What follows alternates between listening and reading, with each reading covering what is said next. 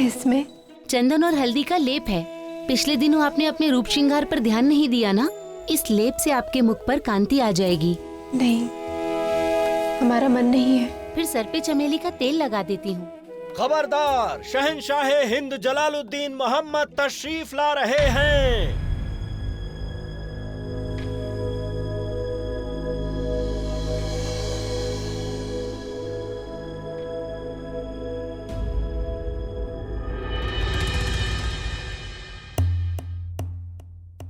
हम आपके लिए खुशखबरी लेकर आए।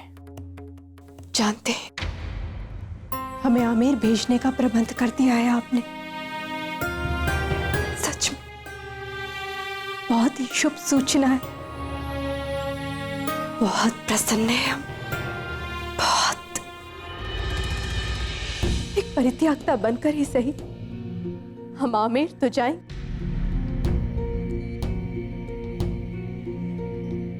क्योंकि यहाँ पर रहकर तो हम भूल ही गए कि प्रसन्नता होती क्या है। हर्ष और आनंद जैसे शब्द तो हमारे हृदय से परिवर्तित ही हो गए हैं। इतना आनंद दिया है आपने कि प्रसन्नता का अनुभव ही होना बंद हो गया है। आप हमें कोई शुभ सूचना देंगे जिसकी कोई अपेक्षा नहीं है, परंतु इतना विश्वास कि एक परित्यागता के रूप में ही सही हमारे बापू साहब और हमारा परिवार हमें स्वीकार कर लेगा। जानते हैं,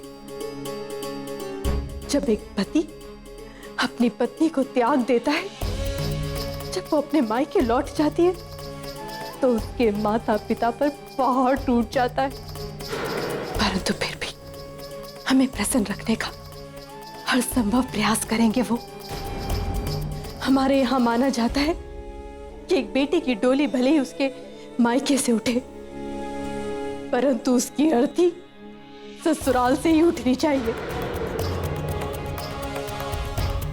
परंतु हमारा जन्म जहां हुआ है, यदि हमारी अर्थी वहां से उठेगी तो हमें दुख नहीं होगा, क्योंकि वहां पर तो हम एक ही बार मरेंगे। यहाँ पर प्रतिदिन मरते हैं, प्रतिदिन अर्थी उठती है। कभी हमारी भावनाओं की, कभी हमारे सम्मान की, कभी हमारी गरिमा की, कभी हमारे संबंधों की। बहुत खुश है कि हम आमेर जा रहे। आप यहाँ पर आए हैं तो अवश्य कोई आदेश लेकर आए होंगे। कहिए, क्योंकि जब तक हम यहाँ पर हैं तो अपने धर्म का, आपके आदेश का निरादर नहीं करेंगे।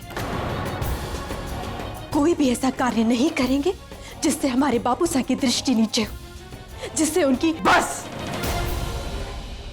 बस, जब से आई है सिर्फ आमेर आमेर आमेर आमेर आमेर की रट लगा रखी। आप ये मत भूलिए छोटा बेगम कि आप अब भी आगरा में। कैसे भूल सकते हैं हम? यदि भूलना भी चाहे तो आगरा में बीता एक एक दिन, एक एक पल नहीं भूल पाएंगे हम।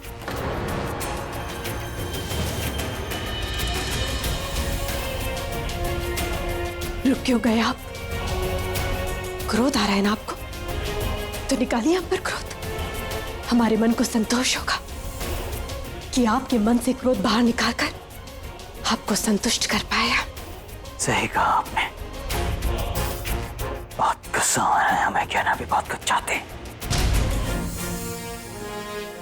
लेकिन कहेंगे नहीं। 2 दिन के मेहमान से क्या गिला, क्या शिकवा।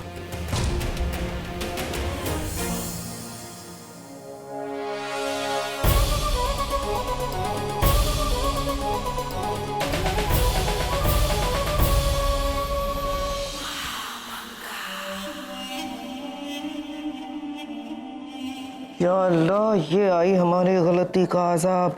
अस्सलाम वालेकुम अम्मी जान। वालेकुम अस्सलाम जावेदा। अगर आप बुरा ना माने तो हम एक बात बोले। बताइए। अम्मी जान, जिसे शहंशाह ने आपको यूं करके जमीन पे फेंका ना, हमें बहुत बुरा लगा। जलाल ने जिसे जमीन पर फेंका था वो हम नहीं, हमारी हम शक्ल थी। पर लोग तो वही समझते हैं ना जो वो देखते हैं, और सब लोग ये समझते हैं कि वो आप थी, है ना रेशम खान? बेगम की बात काट डालने की मजाल इस बांदी में कहाँ? वैसे मजाल तो उस लाठी ने की थी।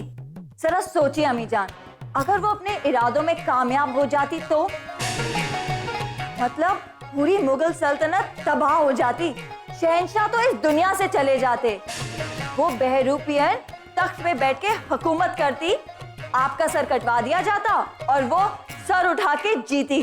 जावेदा, ऐसा कुछ नहीं हुआ है। उस लाठी का सर कलम करवा दिया गया है, समझी? ओहो, हम वो बात नहीं कर रहे ना जो हो चुका है, हम तो वो सोच रहे हैं कि जो हो सकता था। जो काम करने की कुव्वत खुद अल्लाह ताला ने आपको नहीं दी है, वो काम करके अपना वक्त क्यों जाया कर रही हो जावेदा? आपने क्या कहा अम्मी जान? हमें समझ नहीं आया। ना कुछ सोचो ना कुछ समझो, और बिना दिमाग के आप सोचेंगी तो सरदर्द हो जाएगा। सरदर्द भी कैसे होगा जब दिमाग ही नहीं? अच्छा अम्मी जान, जरा सोचिए, अगर गलती से आपका सर कलम किया जाता और आज आपकी जगह लाठी बैठ के हमारे हाथ की सेवइयां खा रही होती तो?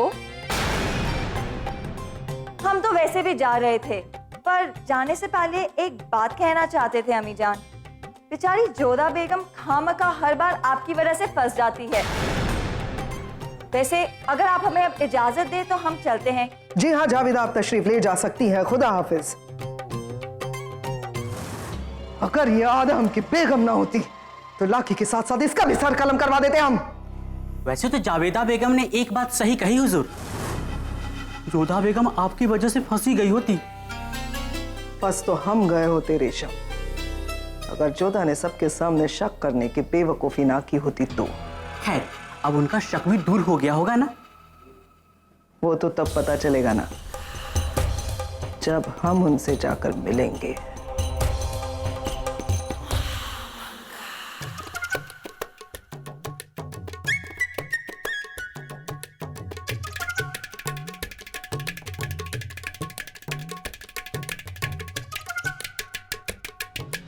रहीम,